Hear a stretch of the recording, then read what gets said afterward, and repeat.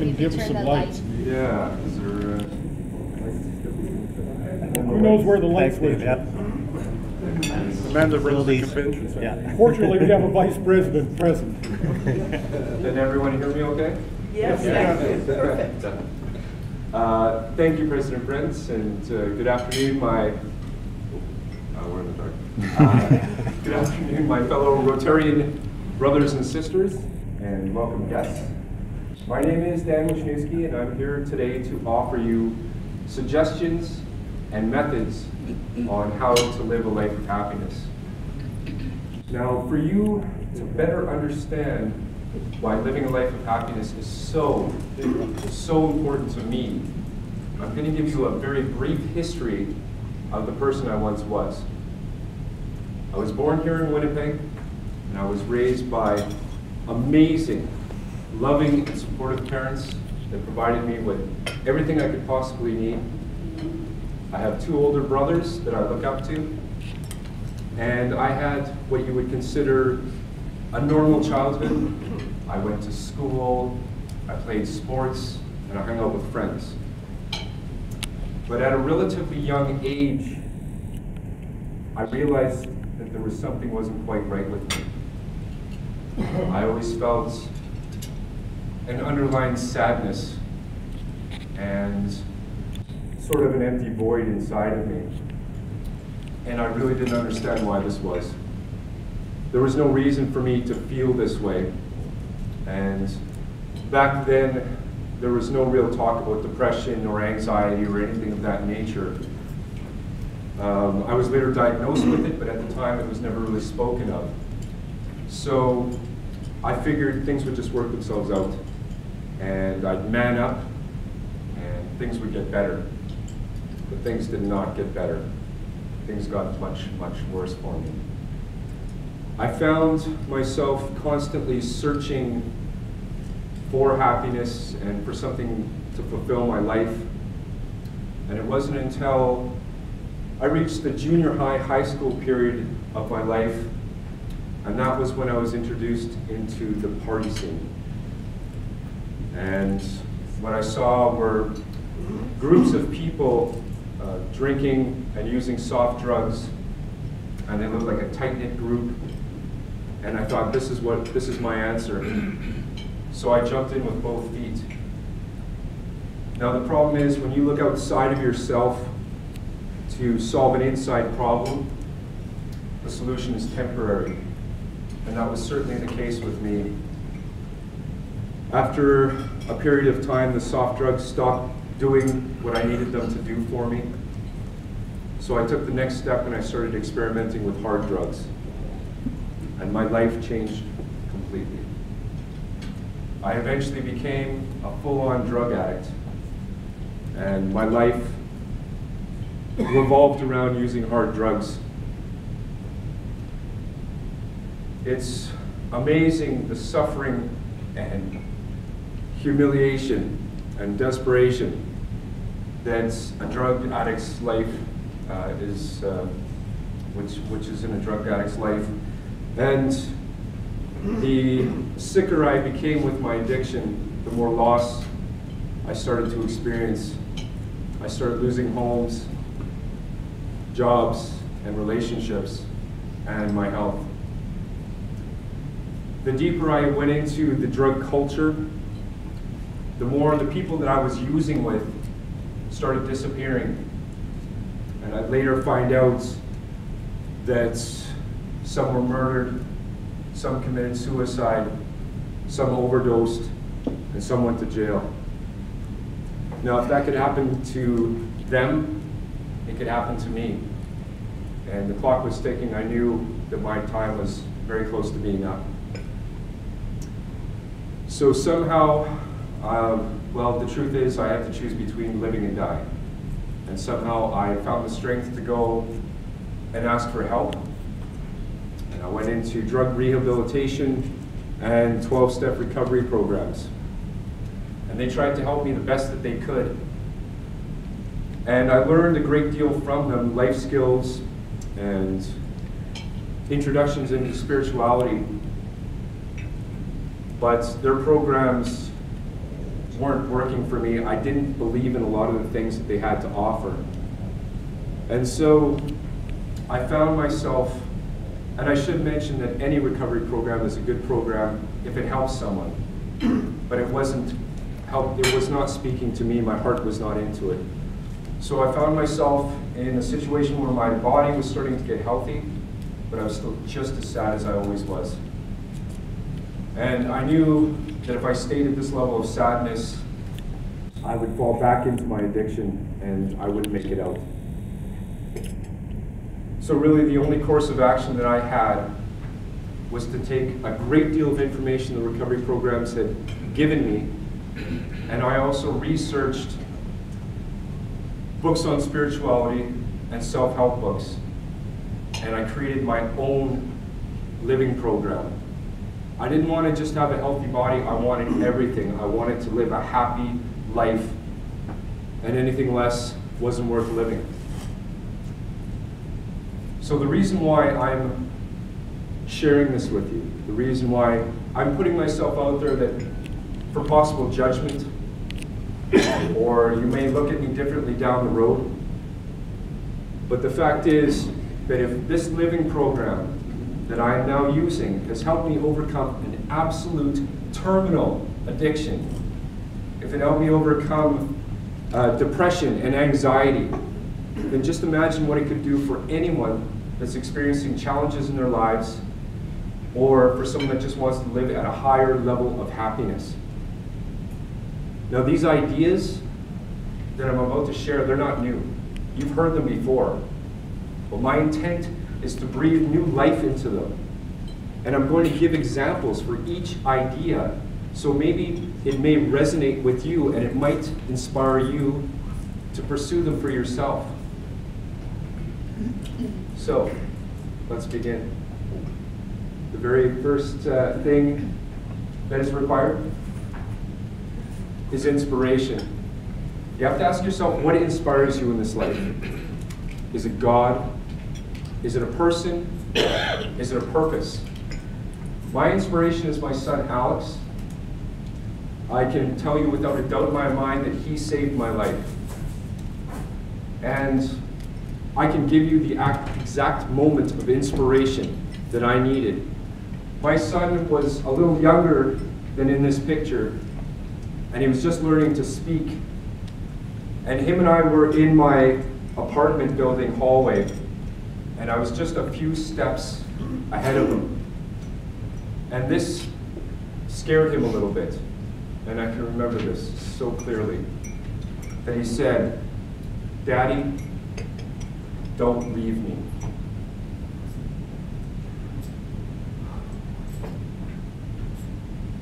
So when I heard that, it rocked me, and I remember thinking in my mind, whatever it takes, whatever it takes, whatever it takes. Every day of my life, I remember that moment. So Alex is my inspiration to change and to live a happy life. So my question is, what in your life inspires you? The next thing is own your own thoughts. I think people don't realize that we are all powerful when it comes to what we think about. And I'm an absolute believer in the law of attraction. When you think of negative things, you're going to attract negative things. When you think of positive things, you're going to attract positive things. And I used to be such a miserable person, and I would find fault in every situation and every person that came into my life.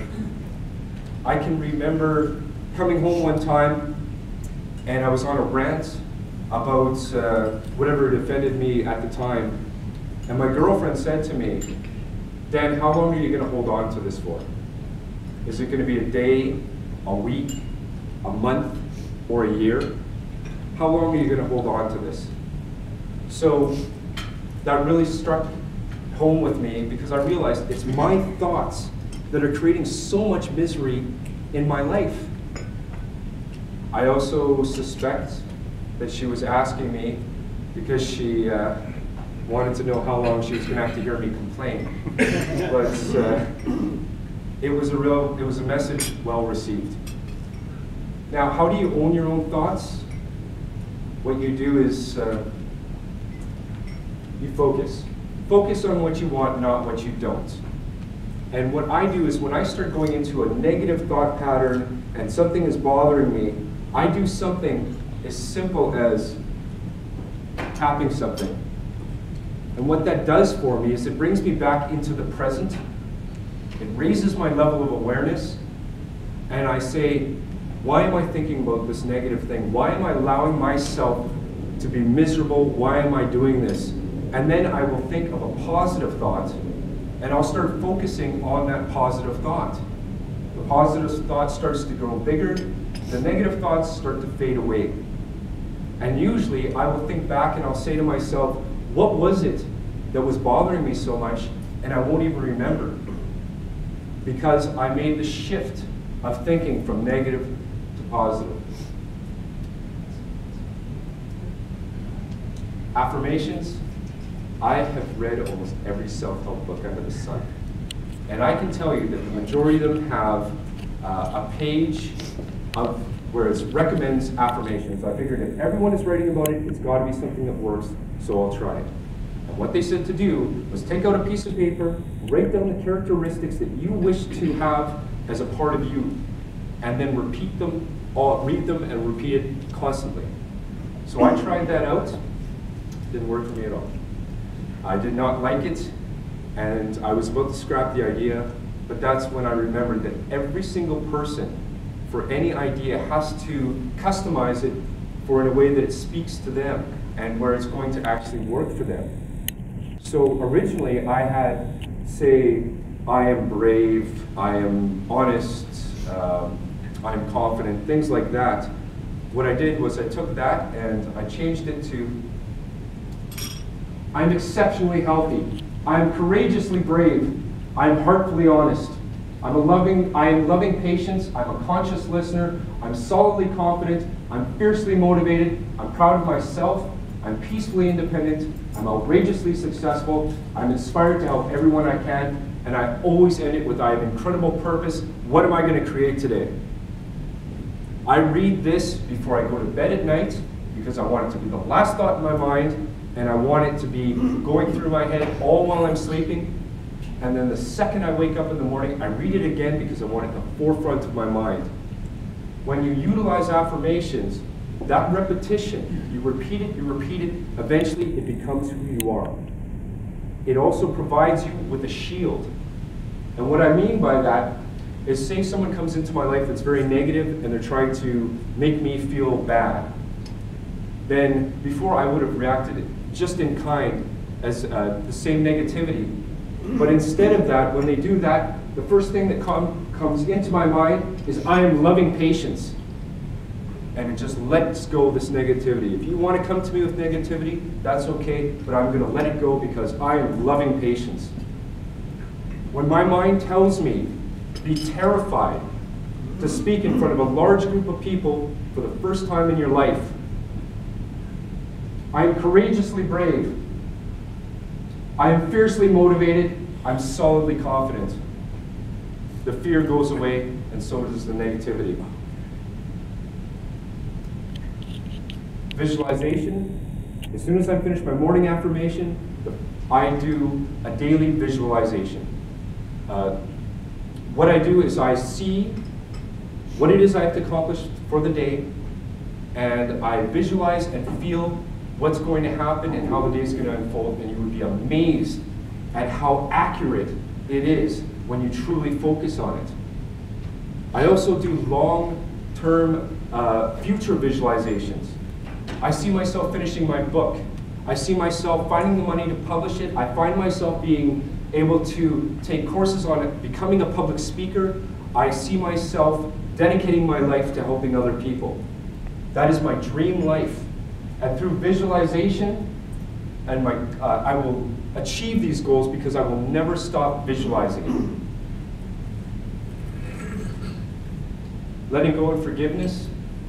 I've done a lot of things that have hurt people in this life. And I've been hurt by many people as well. But for me to feel guilty for what I've done helps no one.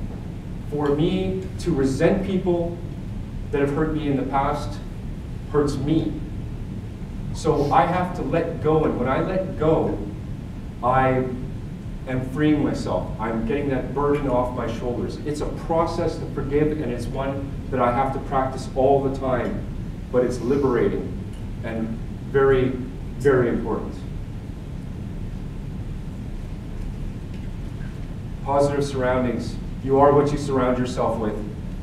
When it comes to people, I advise you to do a relationship inventory. What do the people that you allow into your life bring into your life? If someone lets you down, if someone doesn't keep promises, if it's someone you can't trust, if it's someone that doesn't consider your feelings, if it's someone that is not willing to put your best interests in forward, then it might be someone that you need to look at again. I can tell you that 90% of the people that were in my life, I had to get rid of. I cannot be around people that use drugs. Not just because of addiction, but because that is not the life that I want. When it comes to places, I don't go to places where I know there are unhealthy things happening. I only go to places that are positive and welcoming. And when it comes to things, well, I certainly don't keep anything unhealthy around me. Why would I do that? Meditation. When I first got into meditation, my first thought was you had to sit cross-legged on the floor for hours at a time and doing a bunch of chanting. Well, that certainly isn't the case. I take 5 or 10 minutes throughout the day, and I'll sit somewhere quiet, and I'll close my eyes, and I'll focus on my breathing. Now, thoughts will come and go, and that's okay. I allow them to. I've had people say to me, well, I can't sit still for certain periods of time, and my response is, my son started meditating with me when he was 4 years old is when he started. And I read that if everyone taught their children to start meditating at a young age, there would be no anger, no violence, and no war. Now, I have no idea if that's true, but I can tell you that when I come out of a meditation, I feel a level of serenity and peace. So I believe there is a grain of truth to that. Meditation is your connection to the universe, God, higher power, whatever it is that you believe in. Meditation is your connection. Take action. I was one of those people that would complain about my life. My life is so horrible. I can't get a break. What do I do? But I would never take action. The only way that you can change anything in your life is by taking action. Exercise and diet. We all know that if you don't exercise, your body doesn't feel good. If you don't eat properly, your body doesn't feel good. And it's very hard to be a happy person if you're not feeling well. Service. I have people ask me, well, Dan, I have a lot of trouble focusing on the positive. What is it that I can do on top of that? And my response is always, go help someone else. Go and help someone else. Distract your mind, go help someone else. I'm a proud member of the Rotary Club. I'm a proud member of the Canadian Cancer Society. I am happy to help anyone that is willing to take action. And it's a win-win situation because the person I'm helping gets help, and it makes me feel fantastic to do it. My life is always going to be dedicated to providing service. And gratitude. I practice gratitude every waking moment. When I get up in the morning, I actually say, I'm so grateful that I slept in a bed last night, and I mean it. I am grateful that I have a roof over my head. I'm grateful I have an amazing family. I'm grateful that I have fantastic friends. I can, there's my picture of happiness. What I can tell you is that these ideas have been instrumental in my life. They have made all the difference. And when I wake up in the morning, I'm excited about the day. And I'd just like to leave you with just one last thing. And that is, everyone deserves to be happy. Happiness is a choice. And I hope that these ideas that I've put forward can help you live the happiest life possible. And this here is my definition of happiness. Thank you very much.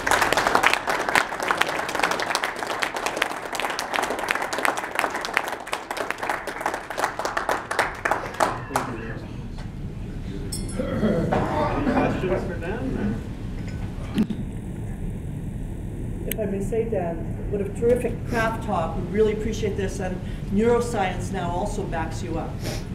All these things that have come through the ages is now proven through neuroscience that everything that you're doing is a positive.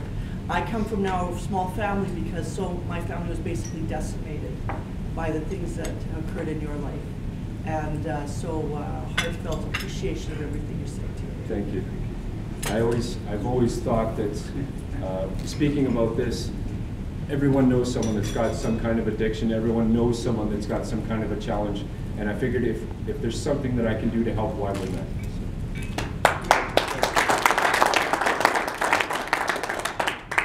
Thank you, Dan. That was terrific. And we all can benefit from that. What are some sort of hang-ups now? Last night I watched a video by Anna Breidenbach, another Capetonian, who is an animal whisperer. She's actually able to commune with animals. Apparently we all have that ability. I haven't tried it yet. It hasn't worked on any of you. But she's actually managed to commune with the Black Panther. Some of you might have seen this YouTube video that went out. And her one point was that not only do you have to have that meditation, but you also should go into or onto the earth and spend some time on real ground, in nature, for a few minutes every day, 5 to 20 minutes each day. So that's an extension of what you say there. And I don't know if any of you know the name Frank O'Day, who's also recovering everything. He's recovering a street kid. You know Second Cup? Oh, yes. Air Canada serves. I tell them each time when I get on a plane that the name Second Cup comes from Frank O'Day. He was a street kid. He was a wastrel. He was a drug addict. On the age of 14, he was kicked out of his own house, as good as yours was, Dan. And he, with a friend, one day woke up and said, I'm going to die if I carry on like this. So he somehow put himself up and he started a coffee shop with a friend in Toronto. And that coffee shop became Second Cup because he had a second chance of life. And this is true. He spoke to us at Rotary in Ottawa, and I've met him, and so there's another success story for you. That's great. Second chance of life. Thank you. Well, Dan, thank you so much for sharing that. It was sharing your story and sharing the wisdom you've gained. It takes a big person to get up and put yourself out there like that, and giving us the opportunity to learn and gain from the wisdom that you gained through coming through your challenge. So, on behalf of the club here today, thank you so much for presenting to us and giving us this talk. Thanks.